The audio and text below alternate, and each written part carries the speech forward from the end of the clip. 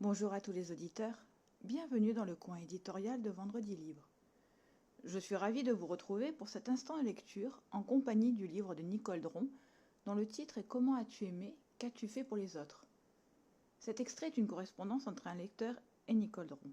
J'ai choisi ce passage pour la pertinence de la question qui concerne la surexploitation médiatique des effets bénéfiques de l'EMI, avec comme possible conséquence la déresponsabilisation des gens sur le sens de la vie. Je me permets de vous écrire pour vous poser une question qui m'interpelle, à la suite d'une très longue discussion avec une dame ayant vécu une EMI négative, qui même si elle s'est bien terminée puisque cette personne a connu la lumière, a néanmoins vécu une situation épouvantable lors de son parcours de vie quand elle a revécu tout le mal qu'elle avait généré autour d'elle par ricochet sur des centaines, voire des milliers d'autres personnes. Le fameux battement d'ailes de papillon qui provoque de terribles tragédies par cercle concentrique, a-t-elle souligné. Cette situation lui a été insupportable devant tant de souffrances commises par méchanceté, égoïsme et lâcheté. On occulte souvent ces témoignages en disant que les EMI négatives ou positives ont toujours un effet bénéfique sur les expérienceurs. Or, pour cette dame, la joie, la consolation et le non-jugement de la lumière n'ont pas suffi à calmer sa honte et elle se rend compte qu'elle est devenue aujourd'hui extrêmement sensible au manque d'amour, au point par exemple de refuser de regarder les informations télévisées. Elle est devenue hypersensible à tout ce qui pourrait être négatif dans notre société. Agressivité, conflits individuels ou collectifs, violence, haine. Comme elle me disait, les témoignages d'EMI essaient de rassurer les gens face à la peur de la mort au lieu de les responsabiliser sur le sens de la vie. Or, je sais désormais que chaque pensée, chaque parole, chaque action que je commets sur cette terre a des conséquences pour moi et pour les autres, ici, maintenant et pour longtemps. Lors de votre EMI, vous avez vous-même entreaperçu une vision de la Terre si les hommes ne changeaient pas. Ne croyez-vous pas que la surexploitation médiatique des effets bénéfiques de l'EMI, la survivance agréable de la conscience après la mort physique, occulte cette notion essentielle? Après des siècles de manichéisme religieux construit sur la notion de bien et de mal, ne risque-t-on pas de basculer dans l'excès inverse en déresponsabilisant complètement les gens face à leurs actes sous prétexte qu'il n'y aurait que du bonheur après? Cette question est d'actualité, surtout quand on voit les poussées de haine un peu partout dans le monde en ce moment. J'avoue que depuis des années, c'est la première fois qu'un tel récit, si authentique, si précis, si intense, m'a autant interpellé, et j'aimerais avoir votre point de vue, car j'apprécie beaucoup votre approche des choses, faite de pondération et d'amour. On a dû vous poser cette question bien des fois, cordialement. J'apprécie vos questions et suis totalement d'accord avec les réflexions de cette dame qui a vécu une EMI dite négative et qui pense que le fait de mettre principalement l'accent sur l'aspect félicité de l'EMI occulte la notion de responsabilisation. Cette attitude infantile me dérange tout comme elle.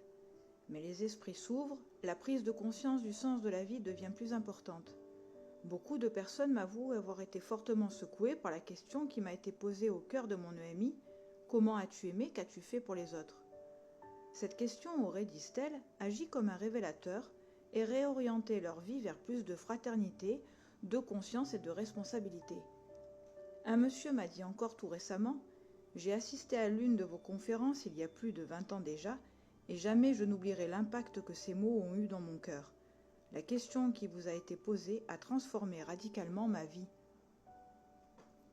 En ce qui me concerne, c'est la revue de ma vie, suivie de la prise de conscience de son contenu, qui a été la plus déterminante dans mon expérience. Si je transmets celle-ci aujourd'hui, c'est bien sûr pour témoigner de la survie de l'âme, mais surtout et avant tout pour éveiller les consciences sur le sens et les vraies valeurs de la vie, ainsi que sur la nécessité d'une transformation intérieure, individuelle et collective de l'humanité, et ce dès maintenant, car je sais que seule cette transformation pourra sauver le monde et qu'elle est urgente. C'est la raison pour laquelle j'insiste sur le fait qu'on ne peut demeurer dans les hautes sphères lumineuses qu'à la condition d'avoir soi-même atteint sur cette terre la qualité vibratoire de ces sphères. On ne peut demeurer dans la lumière qu'en devenant lumière. C'est une prise de conscience extrêmement exigeante qui nous astreint à être honnêtes envers nous-mêmes et à développer une vigilance de tous les instants. Mais c'est notre mission. Comme cette dame, je suis devenue extrêmement sensible à toute la négativité de la société. Tout ce qui salit l'âme des enfants et des jeunes adultes et tout ce qui éloigne l'homme de sa véritable essence me fait particulièrement souffrir. La laideur du monde m'est devenue insupportable. Je comprends que votre ami se sente en quelque sorte écrasé par la prise de conscience de ce qu'a été précédemment sa vie. Il faut savoir qu'il est difficile, très difficile pour tout à chacun, de voir la répercussion de ses actes en lui et autour de lui.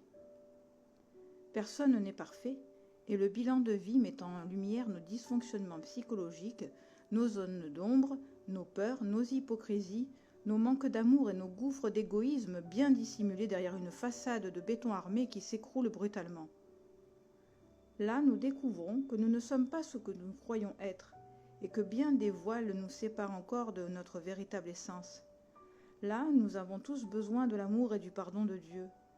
Alors, quand après cette expérience nous prenons conscience des perversions de ce monde, alors oui, nous avons mal, très mal pour l'humanité, et c'est une véritable souffrance.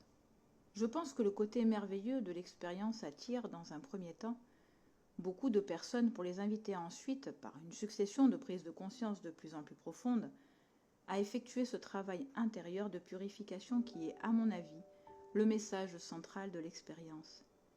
Et je suis bien d'accord avec cette dame quand elle souligne qu'elle sert, avant tout, à nous responsabiliser sur le sens de la vie. Aussi serait-il tragique qu'une approche simpliste et romantique de la mort ait pour conséquence de renforcer notre insouciance à l'égard de nos responsabilités tant individuelles que collectives. Je pense que cette dame, en dénonçant ce travers, accomplit un travail de lumière par la prise de conscience qu'elle nous offre. Malgré tous ces risques et le caractère exigeant de l'expérience, je pense également qu'elle est une véritable chance avant le grand départ, car grâce à elle, nous avons la possibilité de rectifier le tir et d'aider les autres à faire de même. J'ai confiance malgré tout. Cela fait plus de 30 ans maintenant que certains experts se penchent sur cette expérience. Sa dimension spirituelle est enfin étudiée, voire reconnue. Les répercussions ne manqueront pas de suivre.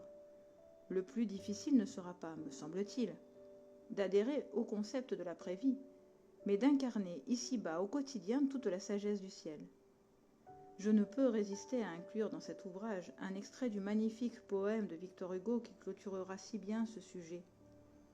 Comme je l'aime ce génie sans frontières, ce poète de l'éternel, qui d'un souffle puissant et immense nous amène au seuil du mystère. N'aurait-il pas soulevé le voile lui aussi pour exprimer si bien par la mélodie du verbe l'angoisse de l'âme en présence de son Créateur ? Il n'est pas nécessaire de mourir pour cela. J'espère que vous aurez pris autant de plaisir à écouter que moi à vous lire ce passage. N'hésitez pas à me dire en commentaire ce que cet instant de lecture vous a inspiré. Merci à tous pour votre écoute. À très bientôt.